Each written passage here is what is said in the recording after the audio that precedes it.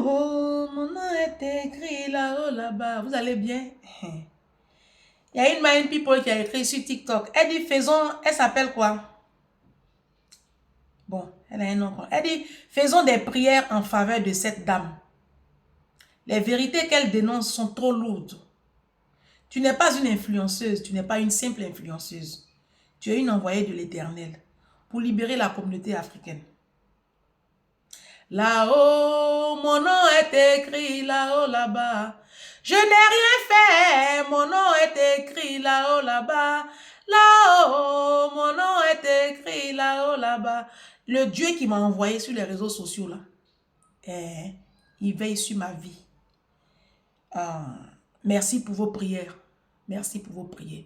Merci pour vos paroles d'encouragement. Dieu fait grâce. Merci beaucoup, ma chérie. Bon, vous allez bien. Aujourd'hui, on va parler d'un sujet sérieux. D'un système de pensée et d'un sujet... je suis fatiguée. D'un sujet très sérieux.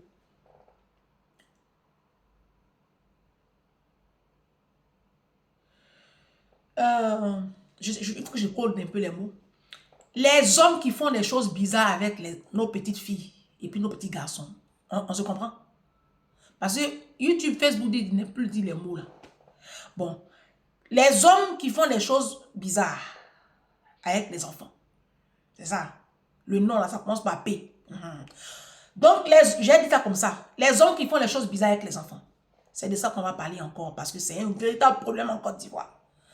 Au Bénin, au Togo, au Gabon, en Centrafrique, au Cameroun, au Burkina Faso, au Mali, au Rwanda, au Congo, au Kenya, en Mozambique, en Afrique du Sud, dans toute l'Afrique. En Guinée, dans toute l'Afrique. D'accord? En Gambie, tout ce que vous voulez. Donc, c'est un véritable problème. Et il y a une dame, c'est une de mes mamans qui m'a demandé de revenir encore là-dessus, maman Sidonie.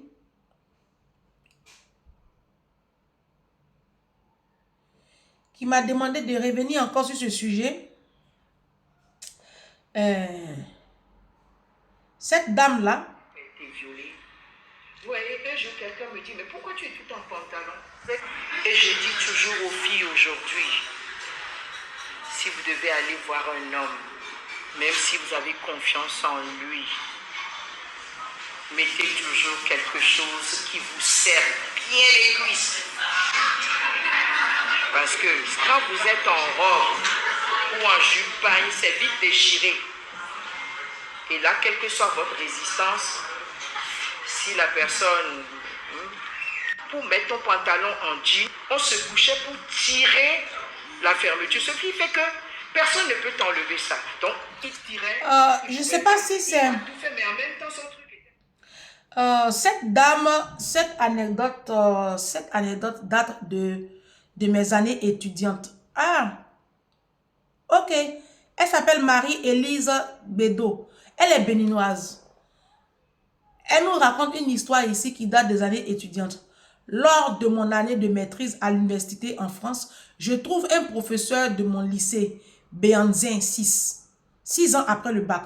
Alors que je suis en maîtrise de droit et lui en pleine préparation de sa thèse, il m'invite chez lui pour un déjeuner. Enthousiaste, je me rends à son invitation, découvrir la suite. Oui, donc elle était grande, hein? Donc elle se rend à cette invitation et le monsieur là-bas, il veut le mot là, on ne dit pas.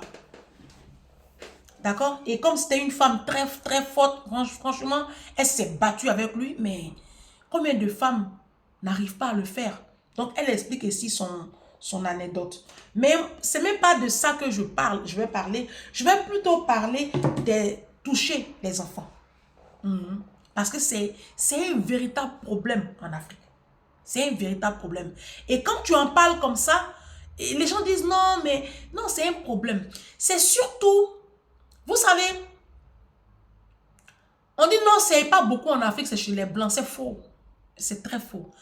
C'est très faux parce que c'est encadré. C'est très encadré. Moi, je fais le nord de la Côte d'Ivoire. Et au nord de la Côte d'Ivoire, les petites filles, on les donne en mariage à l'âge de 12 ans. Je ne suis pas en train de vous raconter des conneries. Je ne suis pas en train de vous raconter des conneries.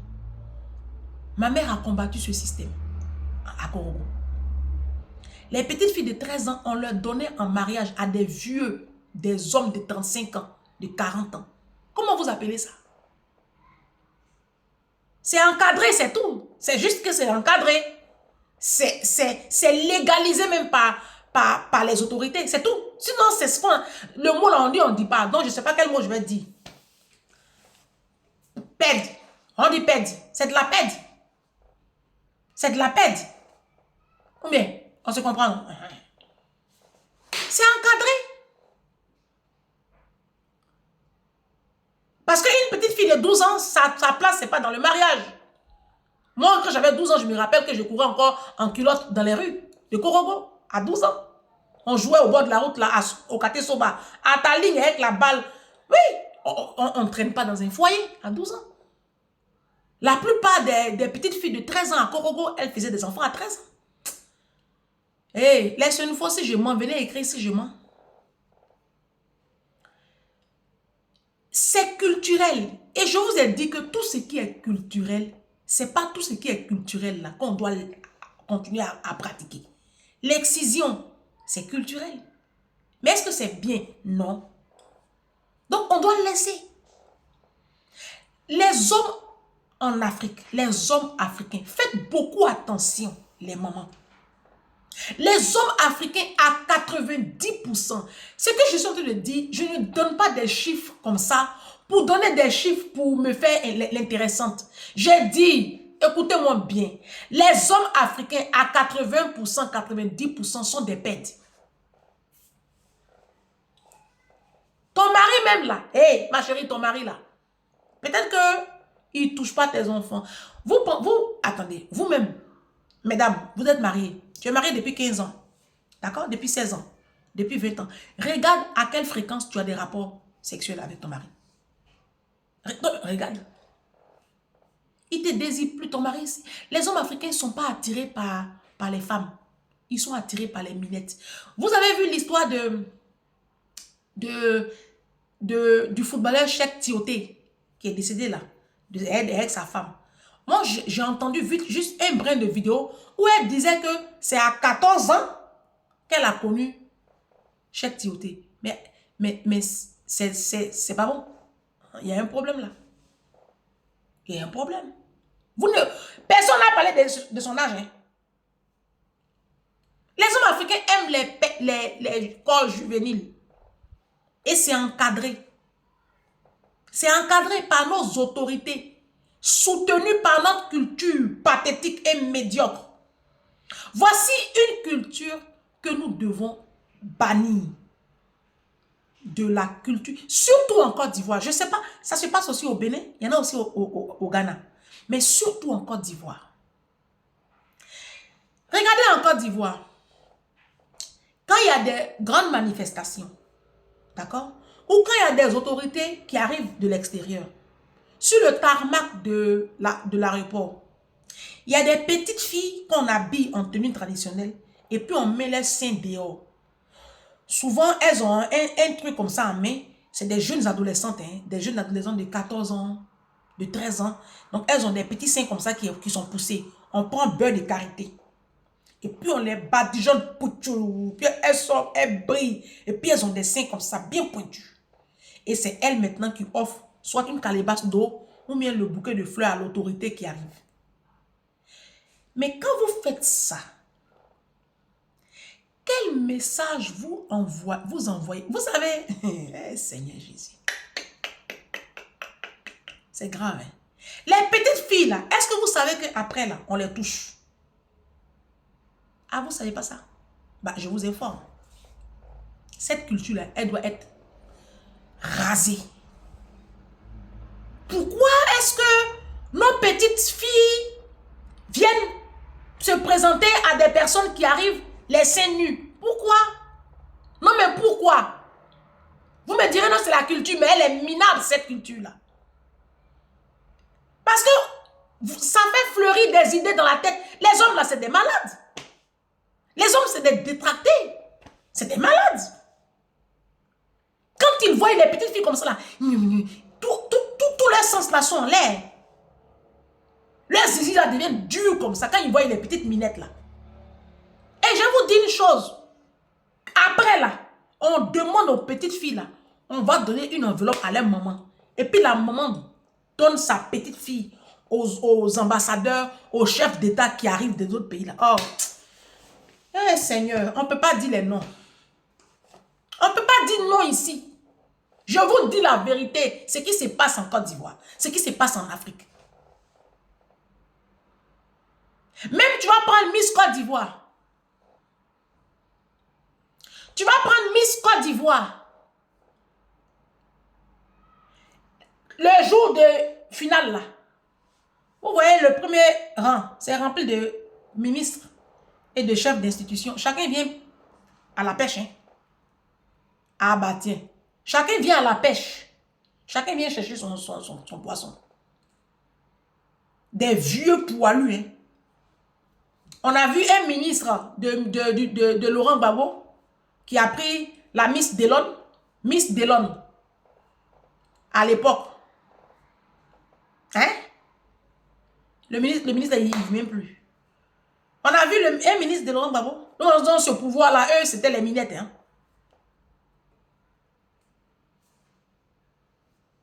Les hommes africains, hey, c'est la vérité, moi je dis.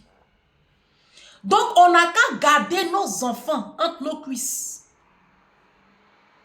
Parce qu'ils touchent nos petits garçons et puis ils touchent nos petites filles. Quand on parle comme ça, on dit non, c'est chez les Blancs. Moi, je me rappelle en 2021, j'étais à Abidjan. J'étais en vacances à Abidjan. J'ai été retardée par le Covid. Je devais prendre mon vol, je crois, le 27. Je devais prendre mon vol le 27 août pour revenir avec ma fille et ma mère. Bon, j'ai été positive au Covid. Donc, je suis restée 10 jours de plus à Abidjan. Et pendant ce laps de temps-là, il s'est passé une chose à Abidjan. Terrible. Ceux qui se rappellent, ils vont encore se rappeler. Il y a une dame à Abidjan. Bon, l'histoire a pris un peu les réseaux sociaux. Hein. Je ne sais pas si ça a pris les réseaux sociaux, mais moi, je l'ai vu sur les réseaux sociaux, sur Facebook. C'était une dame on a arrêté son mari. Son mari touchait ses 3 enfants. Ils ont 4 enfants ensemble. Mais le mari touchait 3 parmi les 4 là. Il touchait 3. La dernière, je crois, elle devait avoir 2 ans. Les 3, la plus petite, bon. Le premier devait avoir, je crois, 13 ans. Après, il y avait un garçon et il y avait 2 filles. Et son mari touchait les 3 premiers avec son petit frère à lui. Lui, le mari, son petit frère à lui. Non, mais c'est une histoire vraie. Je ne suis pas une menteuse. L'histoire s'est passée à Abidjan. Et comment ça a été découvert, je ne sais pas. Moi, je ne me rappelle plus trop de l'histoire. Mais en tout cas, ça a été découvert. Et la gendarmerie est venue arrêter le monsieur avec son petit frère. Parce que le plus grand a parlé. On les a arrêtés. Ils ont constaté les faits. On a emmené les enfants chez les médecins. Les faits ont été avérés. On les a arrêtés. Je ne sais même pas s'ils sont encore en prison, mais si on les a libérés. Parce que c'est Côte d'Ivoire, hein, vous connaissez. Bon, la femme, elle dit qu'elle n'était... Moi, quand j'ai vu l'apparition, j'ai vu qu'ils avaient arrêté le papa. Je vous parle, le papa lui-même, ses propres enfants. Ce n'est pas ses beaux enfants, hein. Ce n'est pas les enfants que sa femme a eu d'une précédente union. Hein. Ils sont mariés, bon, ils vivent, je ne sais pas s'ils sont mariés légalement. Ce qui est sûr, c'est son mari. Depuis, je vois, 15 ans, ils sont ensemble, ou 17 ans. Donc, ils se connaissent depuis 17 ans.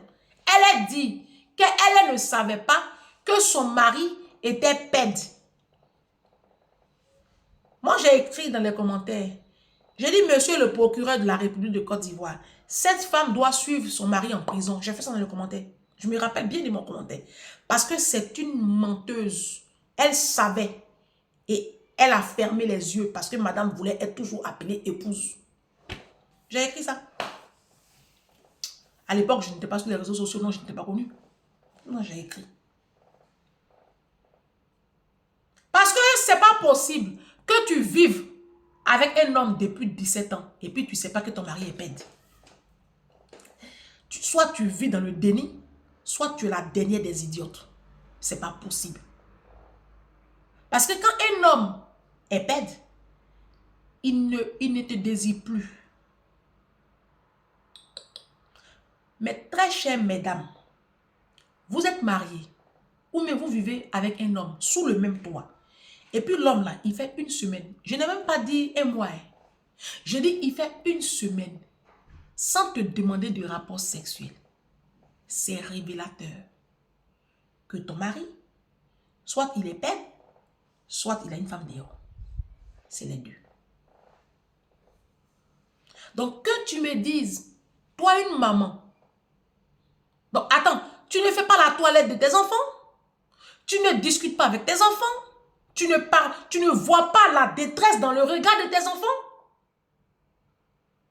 Ton mari ne te touche plus. Donc, je vais dire, à un moment donné, tu dois te poser des questions. S'il ne me touche pas, il touche qui? Toi, tu ne t'es pas posé ces questions-là. Toi, tu allais dire au procureur là-bas, au juge là-bas, ou bien à la gendarmerie que toi, tu n'es pas au courant. Tu es au courant. Vous êtes au courant. Vous, les femmes africaines là, vous savez, quand vos hommes touchent vos enfants, vous savez. Vous savez. Vous savez ça très bien. Vous savez. Vous savez, vous fermez les yeux là-dessus. Mais c'est grave. C'est super grave. Avec son frère, le monsieur là, avec son propre frère, il couchait, il touchait cette personne. Avec son propre frère. Et les enfants étaient apeurés. Vous ne discutez pas avec vos enfants. Vous n'avez pas de complicité avec vos enfants. Vous êtes tout le temps en train d'effrayer vos enfants, en train de les battre, en train de les frapper. Vous n'êtes même pas présente dans la vie émotionnelle de vos enfants. Donc, vos enfants là même peuvent même pas se confier à vous.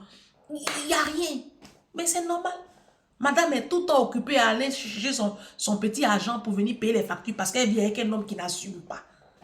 Moi, je ne sais pas pourquoi vous faites les enfants là. Moi, je ne sais pas pourquoi vous faites les enfants là. Si c'est pour les voir souffrir comme ça fait pitié. Donc, je fais cette vidéo là pour dire aux femmes africaines. Cette culture qu'on a de tout tolérer là, on n'a qu'à arrêter ça.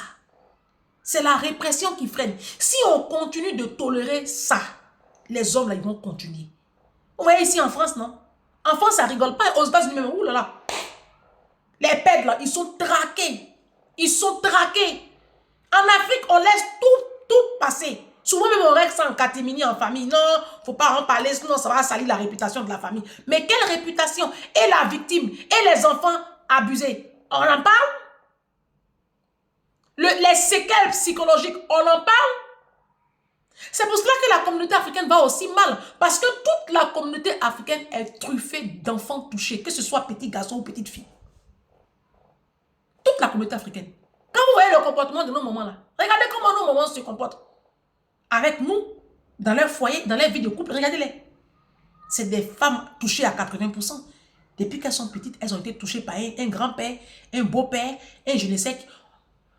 J'ai dit, il y a une mind people. J'ai fait déjà la vidéo, non? Elle m'a dit que elle partait, sa maman la déposait chez son grand-père, les vacances. Son grand-père lui demandait de faire fellation. Le jour où il a dit à sa maman l'a frappé à 100. Sa maman l'a battu à 100. Sa maman dit, tu es une menteuse. Oh. Moi, je vous ai dit, moi, Dieu a dit, hein, moi, je suis une envoyée de Dieu. Hein, je ne peux pas mentir. Hein, moi, je n'invente rien ici. Hein. Ah, d'accord. Combien d'enfants ont été touchés comme ça par des pèdes? C'est le nom des blancs qui est gâté. Quand on parle, non, ça, c'est chez les blancs. Chez quel blanc? C'est pour les blancs, là, vous connaissez. Vous voyez, c'est pour eux là on dit sur BFM.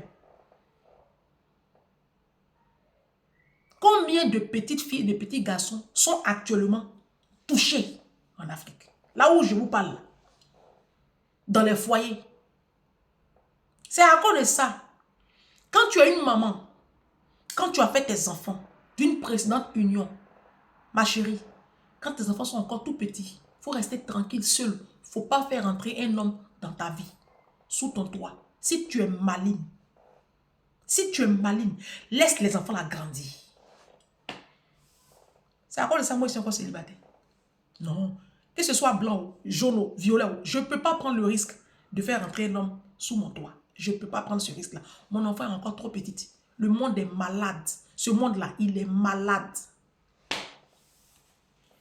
Parce que même quand tu vas après, mais le mal est fait. Même si après tu découvres, mais le mal est fait. Le mal est fait, on peut plus, c'est pas rétroactif, on peut plus revenir en arrière. Le mal est fait. Il va aller en prison, oui, mais le mal est fait. Quand il va en prison, est-ce que ça guérit ton enfant? Non. Je vous ai parlé du professeur d'université au Bénin qui a été touché par son propre père pendant des années. Aujourd'hui, c'est un homme détruit. Il n'arrive même pas à garder une femme dans sa vie. Il bat ses femmes. Il les maltraite. Parce qu'il dit que sa maman était là. Sa maman savait. Puisqu'il a dit à sa maman ne l'écoutait pas. Sa maman savait que son mari abusait de son fils aîné. Je vous en ai parlé. Les témoignages, il y en a légion dans mon téléphone. Combien de mind people avec qui je converse tous les jours ont été abusés par les papas? Au Gabon, au Cameroun, en Côte d'Ivoire, au Mali. Il y a une petite fille ici, mind people, malienne. Son père a fait venir son petit frère du Mali. Son petit frère là a abusé d'elle ici en France, en région parisienne. La petite est allée dénoncer ça à sa maman. Ils l'ont frappée, ils l'ont menacée. Ils lui ont dit que si elle parle là, ils vont la ramener au Mali. La petite a gardé ça jusqu'à aujourd'hui. Aujourd'hui là, elle vit en couple. Sa vie de couple, ça ne va pas parce qu'elle a encore ce traumatisme là. Elle pleure dans mes oreilles. Ange, qu'est-ce que je fais? C'est non des blancs qui est gâté. Hein? Non des blancs est trop gâté. Donc, je fais cette vidéo-là pour interpeller encore la communauté africaine. Vous, nos autorités en Afrique, là, vous qui cautionnez les mariages des petites filles de 12 ans, 13 ans, là, il doit y avoir une loi pour traquer ces pèdes-là. Parce que ce n'est pas possible. Ça ne peut pas continuer comme ça. Vous êtes silencieux comme ça, là. Ce silence-là, il est coupable. Les petites filles, quand vous mettez seins nus et puis elles viennent accueillir les ministres, les maires, les profs, on ne veut plus voir cette image-là à la télé. Nous ne voulons plus voir cette image-là à la télé. Parce que ça encadre cette débauche-là. C'est quoi? Nos petites filles ne sont pas des marchandises. Ça, c'est quoi ça? Hein? Ça, c'est quoi?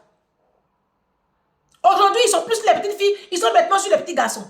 Ils ont gâté tous nos enfants. Ils sont devenus tous youbi. Et vous êtes là, les parents, vous ne réagissez pas. Vous ne réagissez pas. Moi, je vais dénoncer. Mais il faut que chacun prenne son bâton de pèlerin. Il faut qu'on réagisse.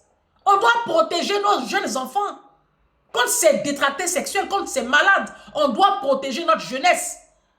Parce qu'une jeunesse qui a été abusée sexuellement, c'est toute une communauté qui prend un coup. Ça peut pas, ça va pas. La communauté africaine même rien n'est bas. Tout le monde est malade. Tout le monde doit avoir un psychologue. Tout le monde est malade. La communauté africaine est à terre, down. Ça va pas. Donc je fais cette vidéo justement pour encore prendre mon bâton de pèlerin et puis sonner la sonnette d'alarme.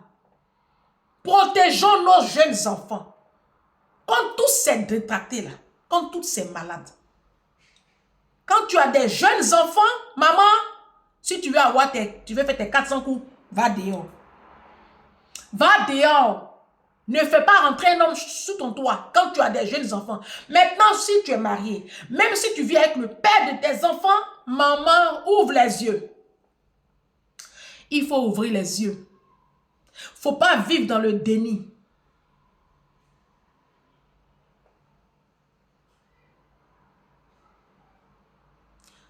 Faut pas